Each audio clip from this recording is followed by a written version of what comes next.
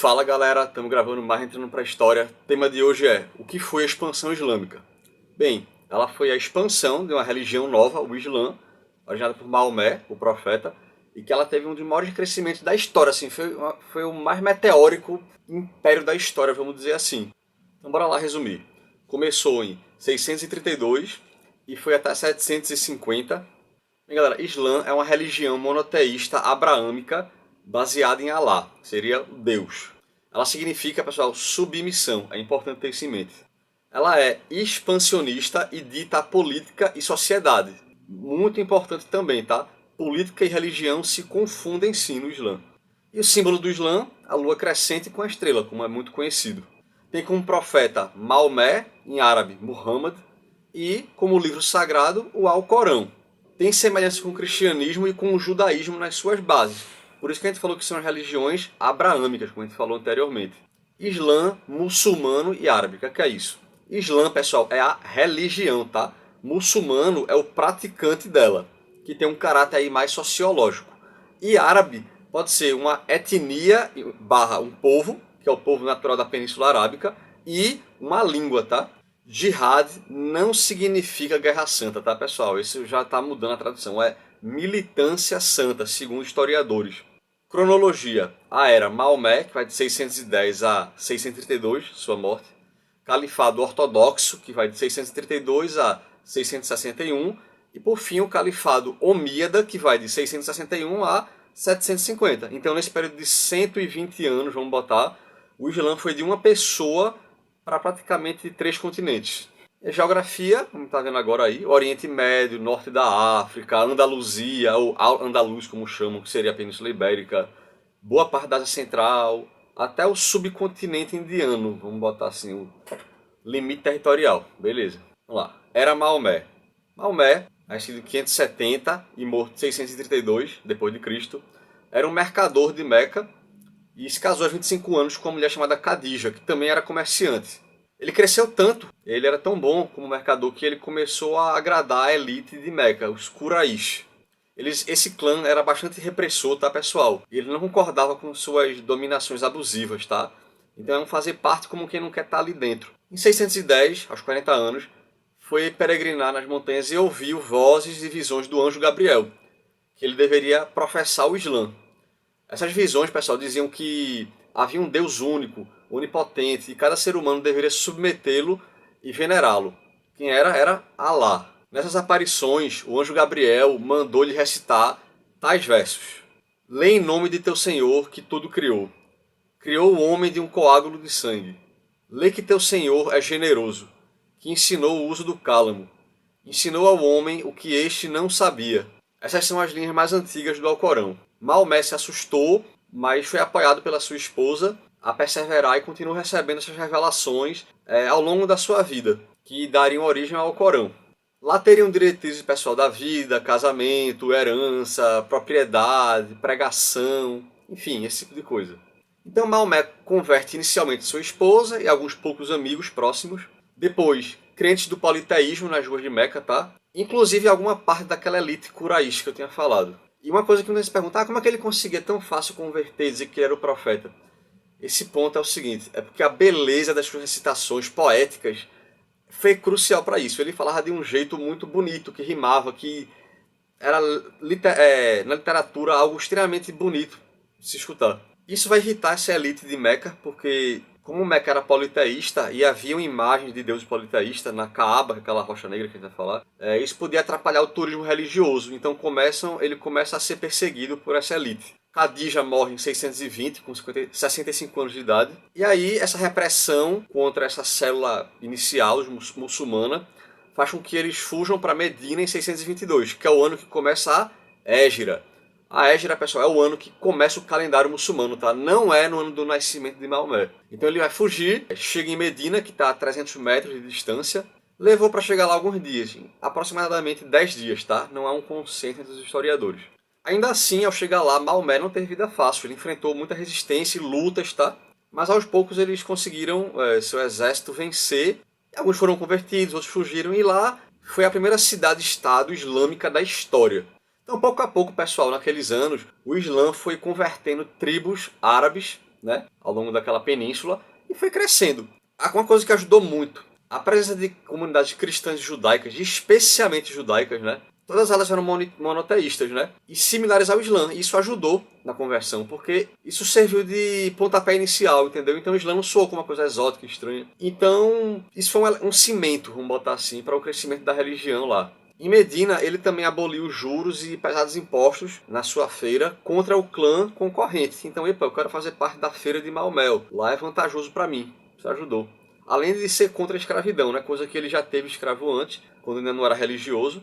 Então a tensão com os Quraysh de Meca só aumentou ao longo desses anos e tal, troca de farpa, emboscada e tal. Então que ele percebe que ele cresceu tanto que em 630 ele vai para Meca e há alguns focos ainda que são contra que ele derrota, mas praticamente não houve derramamento de sangue, tá, galera? Muitos se renderam e até aderiram ao Islã. Então Maomé conseguiu o que ele queria em vida. E inclusive até nomeou alguns desses antigos nomes rivais para o alto estado. Limpou a Caaba de símbolos cristãos, tá, galera? A Caaba é essa rocha negra que a gente vê muito na TV, né? Só que provavelmente ela já existia antes mesmo de Maomé existir, tá? Mas ela se tornou um símbolo do Islã sagrado, total. Todo islâmico reza apontado para Caaba. Ele diz que é para Meca e quem tá em Meca reza apontado para isso. Sim, galera, aí ele limpa a Caaba de símbolos pagãos, né?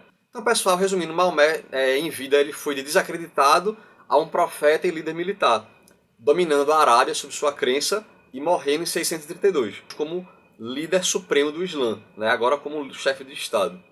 As 5 bases do Islã. Primeira, Shahada, que é aceitar Allah como Deus e Maomé como profeta. 2, Salah, que é rezar 5 vezes ao dia, preferivelmente feita em grupo, tá? Terceiro, Zakat, que é o dízimo aos mais pobres, né? Quarto, que é o Ramadã, que é o mês sagrado, né? O mês do jejum e purificação a Deus. Quer dizer que eles não podem nem comer nem beber água durante o dia, nem ter relações sexuais. Agora, à noite acontecem confraternizações, festas que vão madrugada dentro. Também tem esse outro lado, um pouco desconhecido.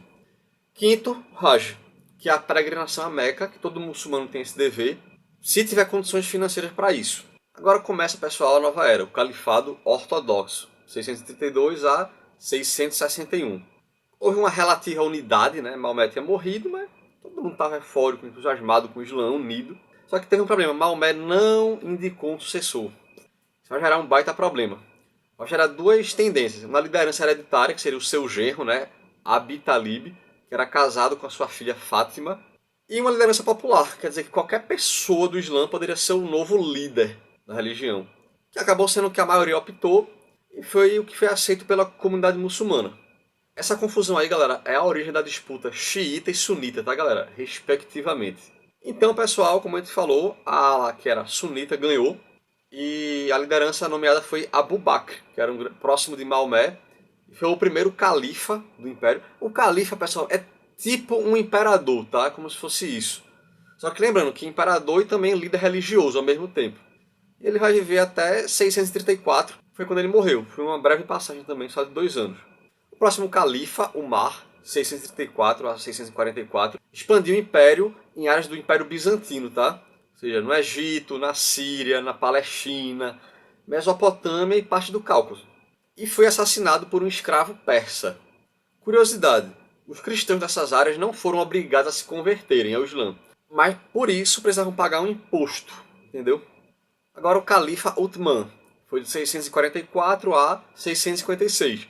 Dominou e islamizou a Pérsia. Grande área, né? Curiosidade, os persas eram zoroastras, tá? Que era uma religião também monoteísta.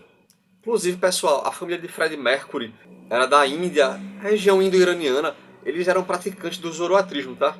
Curiosidade 2. O livro de Nietzsche, Assim Falava Zaratustra, baseava-se no líder dessa religião. Exatamente, tá aqui o livro.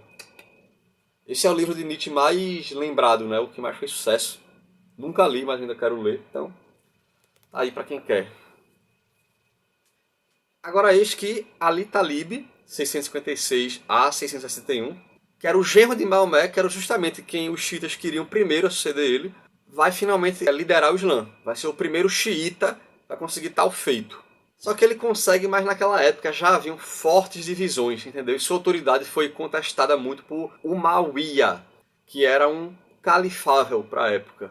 Então essas tensões resultam numa guerra civil e Talib foi assassinado em 661. Umayya foi então conduzido como novo califa e fundou uma nova dinastia, a dinastia Omíada. Agora começa, pessoal, uma nova era, uma nova dinastia, que seria o Califado Omíada. Foi de 661 a 750.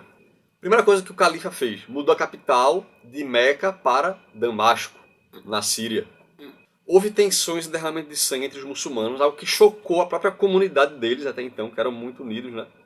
E após a Guerra Civil, a maioria dos árabes aceitou a pacificação em torno de Umayya. Claro que nem todo mundo queria tanto, mas alguns focos foram contra, mas não. Vamos aceitar uma paz. Hassan, filho de Ali, lembra que foi morto, abandonou a aspiração de califa em troca de uma aposentadoria tranquila, de uma paz. Só que ele foi assassinado em 669. Os apoiadores de Hassan, inconformados com Umayya, formaram a Shia. Seria uma facção islâmica, né, que defende a linhagem sucessória do profeta como liderança máxima do Islã, tem que ser hereditário. É daí que vai surgir o xiismo, como a gente tinha falado. Eles tinham esperanças agora em Hussein, segundo filho homem de Ali. Bem, em 680, Umayya morre e o seu filho Yazid assume, consolidando a dinastia e a filosofia sunita. Daí vai eclodir uma revolta xiita, que vai ser liderada por Hussein, e ela foi fortemente esmagada no Iraque. E ele foi decapitado, inclusive. E daí em diante, pessoal, o sunismo se consagra como o normal, né, o padrão, vamos botar, e o xiismo como a oposição marginal, com suas próprias tradições, defendendo o imã, que seria uma espécie de o califa dos xiitas. Anacronismozinho histórico, mas necessário às vezes para explicar, né? E alguns lugares do mundo que são maioria, como o Irã. O Irã, até hoje, a maioria lá é xiita, a maioria esmagadora. Iraque também tem uma maioria xiita, embora em menor proporção. Bem, pessoal, durante a dinastia Omíada, a expansão conquistou a África Marroquina, a Península Ibérica, territórios indo-iranianos, beirando até o rio Hindu, para falar a verdade, e até parte da Ásia Central, onde fica o Khorasan. Também foi marcado pela centralização do Estado, tá? E uma arabização dos povos conquistados, né? A questão da língua, principalmente, economia, costumes, tudo mais. Houve também, pessoal, nessa época, muita repressão a bolhas de regionalismo. O que quer dizer isso? Quer dizer que tipo, houve um absolutismo califal. Qualquer coisa que fosse destoante do que o califa queria, epa, repressão ali. Só que era difícil, porque era um império gigantesco, meu amigo. Então não dá pra você controlar do Oceano Atlântico até a Índia. Ainda na Península Ibérica, pessoal, houve uma batalha chamada Batalha de Poitiers, que foi na França em 732. Lá os muçulmanos foram derrotados pelos francos cristãos. Essa, pessoal, é uma das batalhas mais lembradas da história. Por quê? Porque na narrativa cristã eurocêntrica é como se fosse a batalha que salvou a Europa do Islã, entendeu? E demarcou a máxima extensão territorial deles. Claro que essa narrativa é franco-ocidental, não estou aqui para aderir a nenhum lado. E um sujeito chamado Carlos Martel, ele foi o líder político e militar dos francos e foi responsável pela derrota dos muçulmanos. Voltando, pessoal, agora, paradoxalmente havia a princípio uma tolerância com crentes das religiões monoteístas que tinham livro sagrado, lembra que a gente falou? Então, o judaísmo, o cristianismo. Inclusive, muitos de seus personagens eram reconhecidos pelo Islã, como Jesus, Moisés, etc. Entretanto, pessoal, eles tinham que receber uma espécie de status chamado Dima, que aceitava usar símbolos externos, roupas inferiores, além de pagar um imposto extra, que seria a jizya. Eles não podiam praticar o jihad, porque o jihad era exclusivamente dos islâmicos. Mas podiam participar da sociedade, ocupar altos cargos no Estado, na economia, nas artes, etc. Inicialmente, em maioria, pessoal, esses cristãos dos territórios ex-bizantinos iam pouco a pouco cedendo ao Islã gradualmente para obter vantagens econômicas, civis, políticas, deixar de pagar o imposto, ter mais ascensão social e tal, etc. Questão de tempo, esses cristãos foram virando minoria. Claro que isso levou décadas, séculos, mas foi. Agora também havia um episódio de perseguição, tá? Apesar de um relativamente bom tratamento no geral, isso podia oscilar, dependendo da época e lugar. Nessas conversões, pessoal, havia um paradoxo. Qual que era? Lembra que eles tinham que pagar impostos quem não era muçulmano? Tá. Quando você vira agora muçulmano, você vai deixar de pagar imposto. Então, por um lado, tu tem uma perda de arrecadação tributária, mas por outro lado tinha um crescimento em bases militares, em novos jihadistas, né, uma maior conversão cada vez mais. Só que essa conversão, galera, não rendeu frutos imediatos, tá? Ou não na intensidade desejada, pelo menos. Esses novos convertidos, pessoal, os Mawali, eles ocupavam uma posição de menor prestígio, tá? E eles expressavam sua insatisfação por isso, especialmente na Pérsia. E nada coincidência, onde havia anteriormente, como a gente já falou, o zoroastrismo. Então isso provavelmente trazia um forte sentimento identitário a eles. Eles já viveram isso antes. Epa, a gente tinha uma crença que era nossa. Porém, uma vez que foi derrotado, o zoroastrismo não conseguiu resistir. Essa é a verdade. E praticamente sua esmagadora massa de praticantes migrou para o islamismo, né? Resistindo pouquíssimos focos, né? Até os dias atuais. Curiosidade, atualmente, segundo dados de 2012, existem 110 mil praticantes do zoroastrismo no mundo. Estão especialmente no Irã e na Índia. Conclusão. A expansão islâmica foi uma das mais meteóricas expansões territoriais de todos os tempos, indo do Rio Hindu até o Oceano Atlântico. Foi um dos maiores impérios da história, inclusive dominou áreas maiores do que o Império de Alexandre o Grande, né? E transformou totalmente boa parte do mundo em muita coisa, em religião, política, economia, costumes, língua, inclusive a língua portuguesa, tá? Vale lembrar. Arquitetura, jurisdição, uma gama de coisas. E agora, pessoal, a bibliografia, nada mais justo do que mostrar.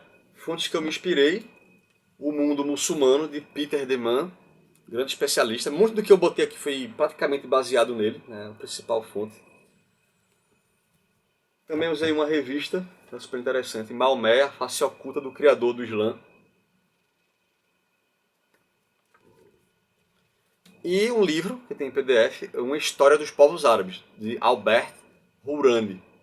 Bem, pessoal, é isso. Espero que vocês tenham gostado. Se você gostou, por favor, se inscreve no canal, deixa um like, ativa o sino. Valeu mesmo. Até a próxima. Fui!